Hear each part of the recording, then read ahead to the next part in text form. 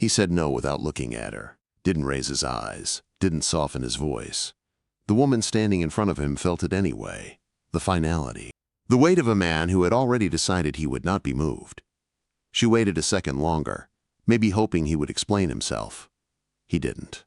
He just turned back to the fence, fingers tight around the weathered wood, as if holding on was the only thing keeping him upright. Behind him, a third woman in as many weeks stood quietly, her smile fixed and fragile. The cold crept between them all. Somewhere deep inside his chest, something old stirred. Not hope, not love, something closer to fear. How long could a man choose winter over living? Ethan Cole stood at the edge of his pasture as the last light bled out of the sky. He had stood there every evening for 3 years. Same place, same silence. The land rolled away in low, dark hills, already stiff with frost. His ranch sat alone against them, a single lamp glowing in the window like a promise he no longer trusted. Hoofbeats broke the quiet. 2 riders came up the road, wrapped in wool and expectation. Mrs. Whitaker rode in front, straight-backed and determined. Beside her was her cousin from back east, young, nervous, trying too hard not to be. "Mr. Cole," Mrs. Whitaker called as she dismounted. "Evening." He tipped his hat, that was all. "This is Emily," she said, guiding the girl forward. She came all the way from Ohio. Strong hands, good cook, raised around farms. Emily smiled, practiced and hopeful. Mrs. Whitaker pressed on. "Winter's near. A man shouldn't face it alone." "I have what I need," Ethan said. The words landed flat, clean, final. Mrs. Whitaker's mouth tightened. She had heard that answer before. From Ethan. From other men like him. Men who had buried something precious and decided it should stay buried. 3 years is long enough, she said sharply. That's not for you to decide. The wind filled the space between them. Emily dropped her eyes. Mrs. Whitaker gathered her reins with stiff, offended movements. "You can't live like this forever." "I can." They rode away without another word. Ethan watched until they disappeared into the dusk. Then he turned back to the fence. His thumb brushed the ring still on his finger. Warm from his skin, smoothed by years of habit, everyone told him to take it off. The preacher, the shopkeeper, the well-meaning women who saw him as something broken to be fixed. Taking it off felt like forgetting. Forgetting felt like betrayal. Beyond the pasture, on the rise of a hill, a simple wooden cross marked a grave. He could see it from where he stood, from every window in his house. Some men built memorials. Ethan had built a prison. The first snow came that night. By Saturday morning, the county trading post was crowded, with ranchers stocking up before the roads closed. The air smelled of coffee, tobacco, and quiet judgment. Ethan felt eyes follow him as he moved through the aisles. Flour, salt, lamp oil, enough supplies for one man. 3 months alone. 3 years is long enough. Mrs. Whitaker's voice floated from the fabric counter. "It ain't natural," someone muttered. "Some men just break." Ethan kept his face still, paid for his goods. Turned to leave. At the counter, Mrs. Hale stood holding a cloth-covered pie. She had been widowed 5 years herself, knew the weight of it. "Made extra," she said softly. "Thought you might want some." "That's kind," he replied, "but I'm fine."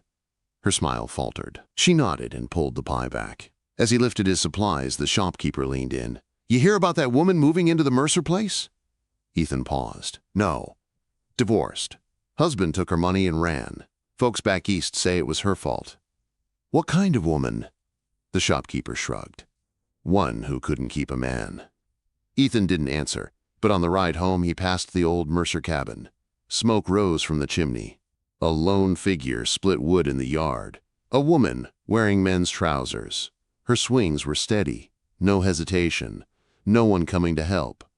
He didn't stop, but he looked back once. She was still working. She stood at his fence at dawn 3 days later, holding a broken wagon axle. The cold had carved the sky into iron. She didn't wave, didn't call out. Just waited. He approached slowly, coffee steaming in his hands. "Need this fixed," she said, lifting the axle. "I can pay. Or work." Up close, she was older than he expected, mid-30s. Weathered hands, eyes that didn't ask permission to exist. Not pretty, strong. "I can fix it," he said. He fired the forge without small talk. She watched in silence. Most people filled quiet with noise. She didn't. When he finished, she inspected the weld like someone who knew what she was looking at. "It'll hold," she said. She reached for her coin purse. He waved it away. "First repairs free." She studied him, assessing. "Martha Reed," she said, offering her hand. "Ethan Cole." Her grip matched his. "They say you turn down every woman in the county." "That's my business." She didn't flinch. "Then I'll ask plain." He stiffened. "You want a wife," she said evenly, "or just a winter alone?" The question hit harder than any accusation. He opened his mouth. Nothing came out. "I'm not asking for love," Martha continued. "I'm asking if you plan to survive." Quote, she set the axle down, paid him in smoked venison despite his protest, and walked back toward her wagon. Ethan stood there long after she left. For the first time in 3 years, something stirred in his chest. Anger. Fear. Maybe hope. And winter was coming fast. Martha Reed came back 3 days later. Ethan knew she would before he ever saw her. The air had changed. Sharper. The kind of cold that slipped into a man's bones and stayed there. Winter was no longer a threat. It was a decision pressing in on him from every side. She stood on his porch with a folded paper in her hand, no hesitation in her posture, no apology in her eyes. "I came to be clear," she said when he opened the door. He stepped aside. "Come in." The house smelled of old wood and ash. The stove sat cold. Martha took the chair nearest the table and laid the paper down between them like a contract, because that's what it was. "Here it is," she said. "We marry before winter closes the roads. Legal. Proper.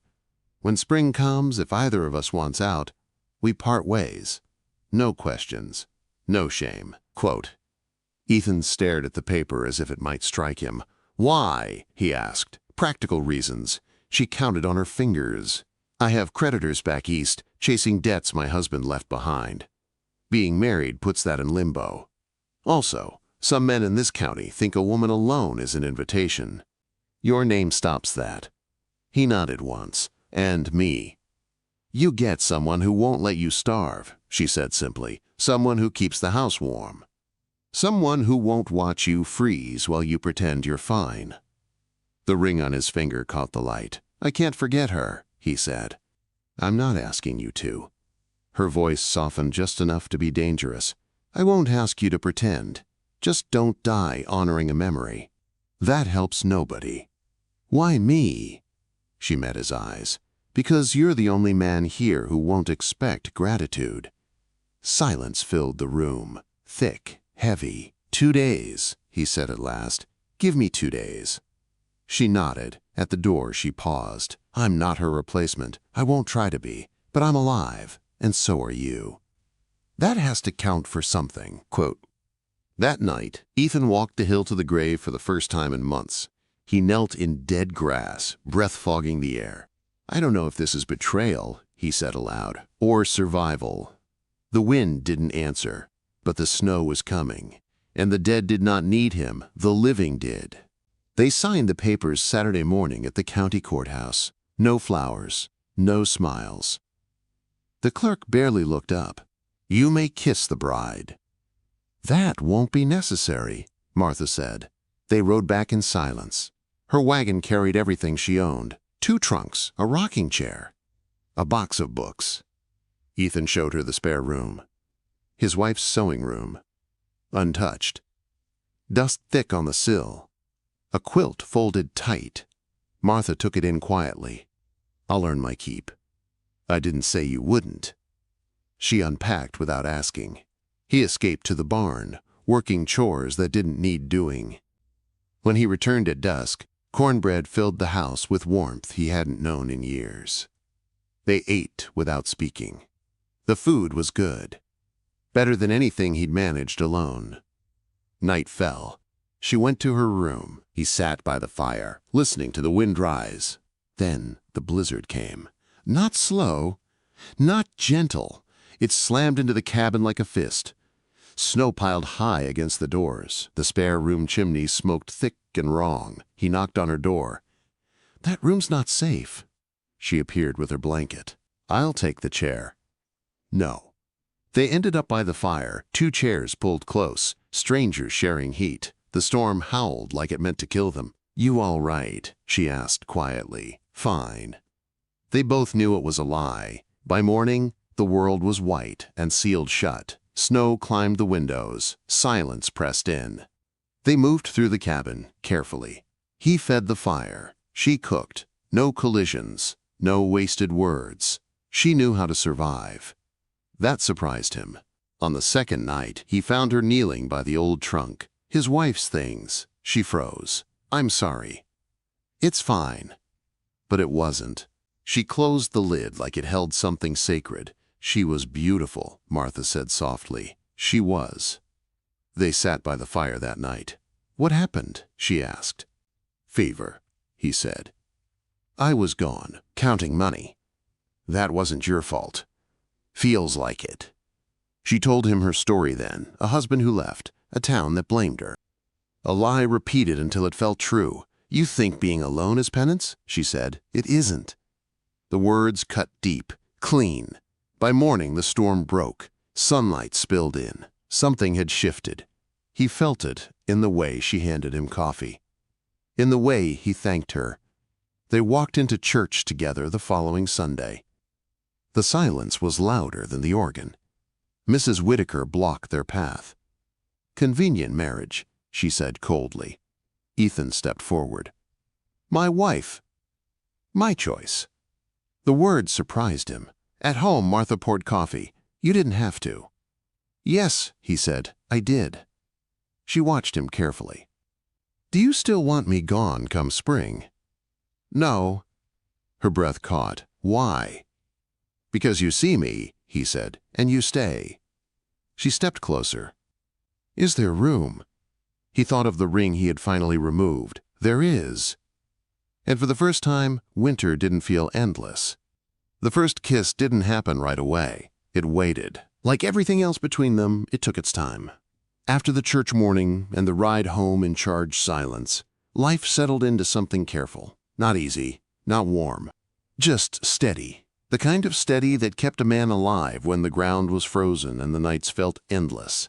They worked side by side without speaking much. Ethan tended the stock and repaired storm damage. Martha patched fences, stretched supplies, and mended clothes that had gone too long ignored. She never asked permission. She never asked for praise. Evenings belonged to the fire. Sometimes she read aloud from one of her books, her voice low and even, filling the corners of the room. Sometimes Ethan worked leather, his hands busy while his thoughts wandered to places he didn't yet trust. Silence stopped feeling dangerous. One night, long after the storm had passed, Ethan came in from checking the barn and found Martha asleep in the chair. Her head had tipped to one side. A book lay open in her lap. The fire burned low. He stood there longer than necessary. Then he lifted her gently, surprised by how natural it felt. She murmured something he didn't catch and leaned closer without waking. He carried her to the bed. His bed, their bed now, though neither had said it out loud. "Thank you," she whispered, still asleep. He stood there after, heart pounding, unsure what line had been crossed. Morning brought cold sunlight and no mention of it. February crept in slow and stubborn. The creek groaned under ice. The wind still carried teeth. But the house stayed warm. The work got done. Meals appeared. The animals stayed healthy. They were surviving. One morning, Martha found Ethan at the fence again. Same place, same view, but something was different. His shoulders weren't quite as heavy. "I've been thinking," he said. She waited. "About visiting the grave," he continued. "Together, if you're willing." Her breath caught, just slightly. "I'd be honored." They went at sunset. When the light softened everything it touched, the cross stood straight, weathered but strong. Wildflowers lay at its base. Ethan frowned. Those weren't there last week. Martha didn't answer. He knelt, hand pressing into cold earth.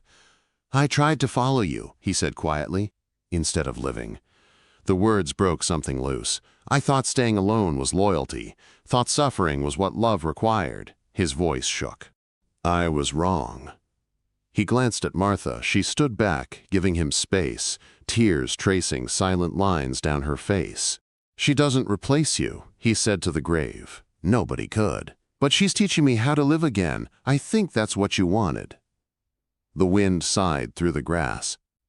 That night, Ethan took the ring from his pocket and set it on the table. He didn't throw it away. He didn't hide it. He just let it rest. Martha noticed. She didn't comment. Spring came in pieces. Ice cracked. Snow retreated. Mud claimed the roads. The ranch woke slow but willing. They planted a garden together. He built a wider porch, 2 rocking chairs. Martha laughed when she saw them. Planning ahead, she teased. Maybe, he said. Town thawed too. Mrs. Hale waved. The shopkeeper nodded. Even Mrs. Pike Whitaker stopped staring. One evening they sat on the porch, watching the sky burn gold and red. Think we'll make it? Martha asked. Ethan studied the land. The mended fence. The growing green. Her profile in the fading light. We already did, he said. She reached for his hand. He let her. The kiss came then. Soft, careful. Nothing like his first wedding kiss. This one carried loss and survival and something fragile worth protecting. They didn't rush after. They didn't need to. Later, under stars, Martha leaned into him. I loved someone once, she said quietly. I know. I won't ask you to forget her. I won't ask you to disappear. They stood together, the past behind them, the future uncertain but shared. And for the first time in years, Ethan didn't feel like he was waiting for winter to end. It already had. Spring did not arrive all at once. It came in small mercies, softer mornings, thinner ice. A creek that finally began to move again, groaning like an old man waking from a long sleep. Ethan noticed these things now. Before, he had only endured them. Work filled the days. Honest work, the kind that left his hands sore and his mind quiet. He repaired fence posts, broken by snow weight and wandering cattle. Martha turned the soil behind the house, her sleeves rolled up, hair tied back, face set in patient determination. They worked well together, not because they talked much. They didn't, but because they paid attention. Ethan learned the rhythm of her steps, the way she paused before lifting something heavy. Martha learned the sounds of the land, the difference between a fence creaking and one about to fail. Evenings stretched longer. Sometimes they ate on the porch. Sometimes inside, with the door open to let the clean air move through the house. The fire was smaller now, more for comfort than survival. One night, Martha brought out the box of books she'd carried west. Didn't know if you read much, she said. I didn't, Ethan replied, but I'm learning. She smiled at that, not wide, not teasing, just real. Town still watched them. When they rode in for supplies, conversations dipped and rose behind their backs. Some looks were curious, some disapproving, some softened with time. Ethan felt Martha tense beside him more than once, but she never lowered her chin. At the feed store, a man laughed too loud about women who married for shelter. Ethan turned. Say it again. The laughter died. Later, Martha said quietly, You don't have to fight every battle. I know, he answered, but I'll fight that one. The first real test came in late March. A neighbor's calf got caught in a ravine after dark. The man came riding hard, fear plain on his face. Ethan didn't hesitate. He grabbed his coat, his rope. I'm coming, Martha said. He looked at her. It's dangerous. So is most living. They rode fast, the ground still slick with thaw. The calf was wedged tight, bawling, the mother wild with panic. Ethan slid down first, bracing his boots. He worked the rope while Martha kept the cow back, calm voice cutting through the chaos. They got the calf free. When it was done, mud-streaked and breathless, the neighbor stared at Martha like he was seeing her for the first time. "Thank you," he said, to both of them. Word traveled, not fast, but steady. By early April, the land showed green in stubborn patches. Martha's garden pushed up small, hopeful shoots. Ethan built a new gate, stronger than the last, meant to last years, not seasons. One afternoon, Ethan came inside and found Martha standing in the sewing room. The old one. The room he'd avoided. She wasn't touching anything, just standing there, hands folded. "I won't change it without you," she said. "But it doesn't have to stay frozen." He swallowed. "What do you want to do?" She thought, "Maybe turn it into something useful." Still respectful. They cleaned it together, slowly, carefully, folding the quilt, dusting the table, keeping the things that mattered, letting go of what didn't. When it was done, the room felt lighter, not erased, just livable. That night, Ethan slept deeper than he had in years. The county fair came sooner than expected, a small thing, a gathering more than a celebration. Martha debated going. "They'll stare," she said. "They'll stare anyway," Ethan replied. "Might as well give them something worth looking at." She wore a simple dress, blue, he noticed. At the fair, they walked side by side. People nodded. Some smiled. Mrs. Hale pressed a loaf of bread into Martha's hands. "You're good for him," she whispered. Martha blinked hard. Later, music started. A fiddle, a guitar. People danced. Martha stood back, arms crossed. "You don't dance," Ethan said. "I do," she answered. "I just don't rush." He offered his hand. They moved slowly, awkward at first. Then, easier. Ethan felt eyes on them, but for once, he didn't care. That night, back home, Martha stood at the doorway of the bedroom. "You sure?" she asked softly. "Yes." There was no hurry, no urgency, just two people choosing to step forward instead of standing still. In the weeks that followed, the land bloomed. So did something else. Not loud, not dramatic, but real. One morning, Martha found Ethan at the fence again. "Same place," she said. "Different man," he replied. She smiled, and the horizon no longer felt like something to fear. By May, the land had fully remembered itself. Green spread across the prairie in wide, uneven strokes. The creek ran clear and loud, freed from ice and silence. Wildflowers dotted the hills, small bursts of color that looked stubborn enough to survive anything. Ethan watched the change with a quiet kind of wonder. For years he had measured time and endurance, cold nights, empty mornings, long silences. Now time moved differently. It had shape, purpose. It asked something of him beyond survival. They worked from sunup to dusk. Fence lines straightened. Calves grew strong. Martha's garden filled in, neat rows of green that promised more than they took. Some days were easy. Some weren't. One afternoon, Ethan came in with a split knuckle and a bad temper. A post had snapped. The hammer slipped. Old frustration rose fast and sharp. Martha didn't ask what was wrong.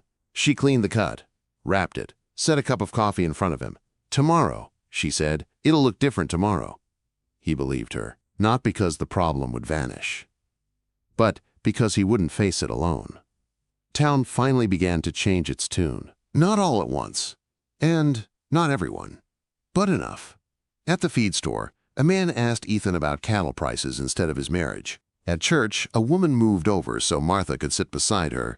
Mrs. Whitaker still watched from a distance, her mouth thin, but she said nothing. It didn't matter much anymore. One evening, Martha found Ethan working late in the barn. "You're pushing too hard," she said, "trying to get ahead. You don't have to outrun anything." The words settled deep. That night, they sat on the porch, watching the sun sink low and slow. The rocking chairs creaked in time with each other. "I was thinking," Martha said, "about spring." He glanced at her. "It's here. I mean our agreement." He nodded. The paper, the deal they'd made out of necessity. "Spring's nearly done," she continued. "If you want out, now's the time." The air shifted. "I don't," Ethan said. She searched his face. "Be sure." "I am." She looked away, breathing steady. "Good." A week later, trouble came riding fast. 2 men showed up from back east. Fine coats, hard eyes. Creditors. They came with papers and threats, voices sharp with entitlement. Ethan read the documents carefully. "She's my wife," he said. "Her debts are mine." The men scoffed. "You don't know what she owes."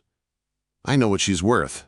They left angry, but they left. That night, Martha sat at the table long after the lamps were lit. "I didn't expect you to do that," she said. "I did." "You didn't have to." "Yes," he said, "I did." She reached across the table and took his hand. Not urgent, not dramatic, just sure. In early June, Ethan finished the porch railings. He sanded them smooth, wiped them down, stepped back to admire the work. Martha stood behind him. "It's good." "So are you." She laughed softly. "Careful." He turned. "I've been careful long enough." They rode up to the hill that evening. The grave stood quiet under a soft sky. Fresh flowers lay at its base. Ethan knelt. "I'm not leaving you," he said. "I'm just not staying buried." Martha's hand rested on his shoulder. When they stood, the wind moved through the grass like a blessing. Summer leaned close. One morning, Martha found the ring, not hidden, not displayed, resting on the mantel beside a small photograph. "You ready?" she asked. "Yes." He slipped it back on. Not as a chain, as a choice. That afternoon, they rode into town together. No urgency, no fear, just purpose. People noticed. Let them. That night, as stars came out one by one, Martha leaned into Ethan and whispered, "We made it." He kissed her hair. "We're still making it." The future waited. Uncertain. Imperfect. But theirs. And for the first time, Ethan welcomed whatever came next. Summer arrived without ceremony. No trumpet. No announcement. Just warm mornings that didn't bite. And evenings that lingered, like they had nowhere else to be. The land settled into itself, steady and sure, and for the first time in years, Ethan felt like he was doing the same. They fell into a rhythm that felt earned. Martha rose early, always had. She checked the garden, gathered eggs, set coffee on the stove before Ethan came in from the barn. He fixed what needed fixing. Planned ahead instead of bracing for loss. They spoke easily now, not constantly, but honestly. Some nights they laughed. That still surprised him. In July, the county held another small gathering. Not a fair this time, just neighbors helping neighbors. A barn raising for a young couple starting out. Ethan and Martha went without discussion. No hesitation. Hands worked. Sweat fell. Food passed from one to another. Martha fit easily among the women. Sleeves rolled. Voice calm. Ethan noticed the way people listened to her. Respected her. Not because she demanded it. Because she carried herself like someone who knew her worth. Mrs. Whitaker approached near dusk. "I was wrong," she said stiffly. Martha met her gaze. "That happens." The older woman nodded once and moved on. That was the end of it. Late summer brought a dry spell. Crops struggled. Tempers rose. Ethan worried. Old habits tugging at him. One night he sat alone on the porch long after dark. Martha joined him, 2 cups in hand. "You're spiraling," she said gently. "I know." "Then come back." He looked at her. Really looked. "I'm afraid," he admitted. She took his hand. "So am I, but fear isn't a sentence. It's just a feeling." The next day, rain came. Not much, enough. In early September, Ethan suggested something he'd never dared before. "Would you come with me," he asked, "to visit her again?" Martha nodded. "Of course." They walked the hill together at sunset. The wildflowers were fading now, heads bowed, seeds carried off by wind. The cross stood firm. Ethan spoke quietly. Not with guilt this time, with gratitude. "I'm okay," he said. "I found my way back." Martha laid fresh flowers at the base, different ones this time, strong, simple. They stood there a while, no rush. On the walk back, Ethan stopped. "You know," he said, "this started as survival." She smiled. "Most good things do." Fall came on soft feet, cooler nights, crisp mornings. Work shifted but didn't slow. They prepared together, wood stacked, pantry filled. Not out of fear, out of care. One evening, as they sat on the porch watching geese cut across the sky, Martha spoke. "You never answered me." "About what?" "That first question." He smiled. "I did." "No," she said. "You answered later." He thought for a moment. "I wanted a life. I just didn't know how to ask." She leaned her head on his shoulder. The first frost came early October, silvered the grass, marked the end of the season. They stood at the fence together, same place Ethan once stood alone. "Looks different," she said. "Feels different." He took her hand, not tentative now, certain. That winter would come again. It always did. But it would not be the same, because he would not be alone, and neither would she. They went inside as the light faded. The lamp glowed warm against the dark. Not a promise anymore, a truth. If you felt this tale in your heart, don't forget to like, share, and subscribe to Archives of the Wild West, where every story rides through the dust, the danger, and the kind of love that never dies. See you in the next tale, partner.